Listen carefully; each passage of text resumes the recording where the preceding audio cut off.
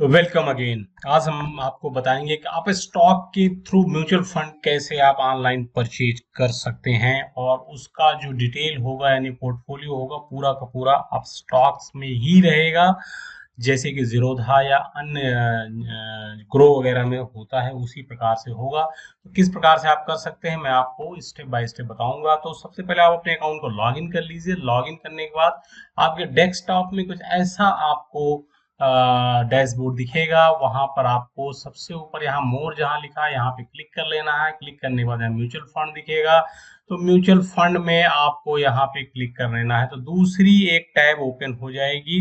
उस टैब में सारा का सारा जो भी चीजें हैं वो म्यूचुअल फंड से रिलेटेड होंगे। आप जो म्यूचुअल फंड चाहें सेलेक्ट कर सकते हैं और साथ ही साथ जिस पे चाहें इन्वेस्ट कर सकते हैं। तो सबसे पहले यहाँ पर तीन विंडो दिखती हैं। मैच निफ्टी 50 रिटर्न, इसका मतलब ये कि ऐसे म्यूचुअल फंड जो निफ्टी 50 का वेटेज रखते हैं, यानी जिस तरह से निफ्टी 50 मूव करता है उसी तरह से रिटर्न आएगा। दूसरा है ये अल्टरनेटिव टू सेविंग अकाउंट, यानी सेविंग अकाउंट के बराबर या उसके आसपास का जो रिटर्न मिलता है वो कौन कौन से फंड है वो यहाँ लिस्टेड है आपके पास। उसके बाद है सेव टैक्सेस, यानी ELSS वाले जो फंड्स हैं वो सारे के सारे यहाँ दिख रहे हैं। यहाँ पर डिफरेंट AMC के फंड आपको दिखेंगे, जैसे DSP का है, मिराई का भी है, कैनरा रोबको है, बंधन है, कोटक है। उसके बाद और बहुत सारे फंड्स हैं जो चाहे आप देख सकते हैं। तो मैंने जैसे ही क्लिक किया तो यहाँ पर एक विंडो ओपन हो गई, देख सकते हैं आपकी किस तरह से आपको फंड चाहिए उसी तरह से आप यहाँ पर फंड्स को सिलेक्ट कर सकते हैं। तो जैसे आपको मान लिया कुछ चाहिए, सपोज एग्जाम्पल के लिए अभी ये ELSS टिक है यहाँ पर, तो हम लोग इसको चेंज कर लेते हैं। मान लिया कि कोई हम लोग फ्लेक्सी फ्लेक्सी कैप को कर लेते हैं। तो देखिए आप देख सकते हैं यहाँ पर फ्लेक्सी कैप वाले भी आ गए हैं। ठीक है, तो वो फंड जो फंड आपको पसंद हो, अगर नहीं आपको यहाँ पर फंड दिख रहा है, सर्च का ऑप्शन है। जैसे कि मान लिया कि आप चाहते हैं आदित्य बिरला का कोई फंड है, मान लिया आदित्य बिरला, ये मान लिया फ्रंट लाइन है या डिविडेंड वाला है, ग्रोथ वाला है, जैसे मान लिया ये है आदित्य बिरला का ये टैक्स सेवर है। तो यहाँ पर आपने क्लिक कर लिया। क्लिक करने के बाद आपको यहाँ पर ये दिखाएगा कि यहाँ पर ये आप कैसे इस पे इन्वेस्टमेंट कर सकते हैं। ये अभी क्लिकेबल हो नहीं रहा, कुछ इशू लग रहा है इस वेबसाइट में है। तो कोई बात, अच्छा नहीं, आ गया आ गया, चलिए ठीक है आ गया। तो ये यहाँ पर आ गया, थोड़ा टाइम ले लिया था तो कोई बात नहीं। तो इस तरह से इसमें ओपन हो जाएगा, सारा डिटेल दिखाएगा इसमें कि कब लॉन्च हुआ, लॉक इन पीरियड है कि नहीं है। लॉक इन पीरियड तो आप जानते होंगे कि जो टाइम पीरियड मिनिमम होता है जिसके इन्वेस्ट करने के बाद आप उसको सेल नहीं कर सकते हैं, वो लॉक इन पीरियड होता है। उसके बाद NAV अभी की दी हुई है, और ये कितना NAV बढ़ी है, मतलब कल के कंपैरिजन में वो यहाँ दिया है। ये AUM दिया है, एक्सपेंस रेशियो दिया हुआ है यहाँ पर।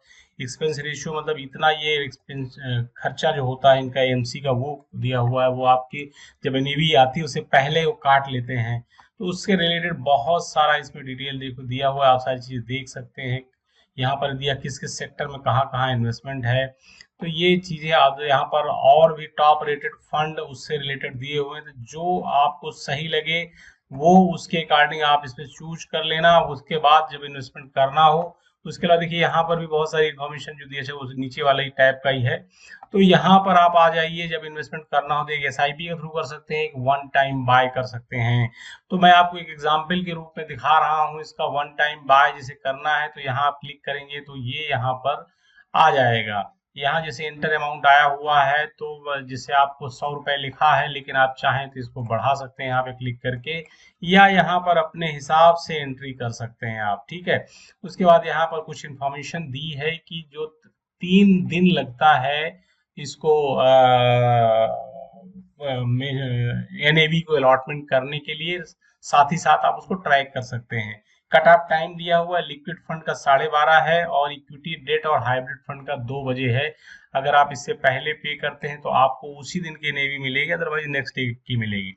लेकिन साथ ही साथ आपको ये भी ध्यान रखना है कि कुछ बैंक ऐसे होते हैं जिसमें कि ये टाइमिंग ये लोग फॉलो नहीं करते हैं। क्यों नहीं करते हैं? क्योंकि इनका जो टाई अप होता है जिस बैंक के साथ, उसी बैंक के साथ ये जो कट ऑफ टाइमिंग है एग्जैक्टली फॉलो होती है।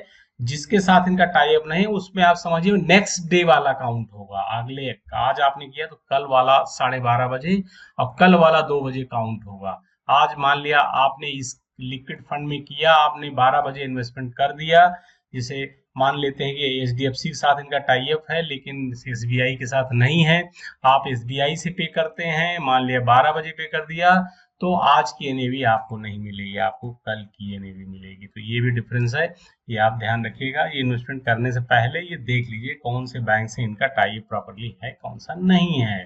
ठीक है, उसके बाद आपको यहाँ पर रिव्यू में क्लिक करना है और ये जैसे ही आपको लगे कि ठीक ठाक है, आप यहाँ पर प्लेस ऑर्डर में क्लिक करके पेमेंट कर सकते हैं। तो पेमेंट के दो तरीके हैं, एक यूपीआई के थ्रू है और उसके बाद नेट बैंकिंग के थ्रू है।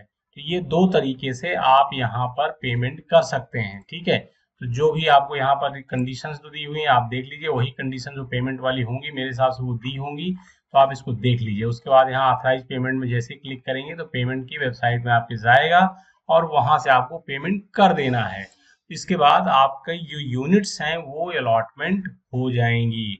तो आपका यहाँ पर पोर्टफोलियो, जहाँ एमएफ पोर्टफोलियो लिखा हुआ है, यहाँ पर आपका पोर्टफोलियो शो होने लगेगा, कितनी यूनिट अलॉट हुई, कौन सा फंड है, ये सारी चीजें होने लगेंगी। इस तरह से आप स्टॉक्स के में आप बड़े आसानी से म्यूचुअल फंड्स खरीद सकते हैं, जो भी म्यूचुअल फंड चाहे वो खरीद सकते हैं। सारे म्यूचुअल फंड एक साथ एक जगह पर आपको दिखेंगे। ध्यान रखें कि जो आपका ट्रेडिंग का पैसा इसमें डला हुआ वो पैसा इसमें यूटिलाइज नहीं होगा, आपको एडिशनल अपने बैंक से ही पेमेंट करना होगा। इस चीज का ध्यान आप जरूर रखें। तो दोस्तों बस इतना ही। मुझे उम्मीद है कि आपको म्यूचुअल फंड के बारे में जो जानकारी है स्टॉक्स के बारे में मिल गई होगी। नहीं मिली है तो कमेंट बॉक्स में लिख के जरूर बताएं। Thank you.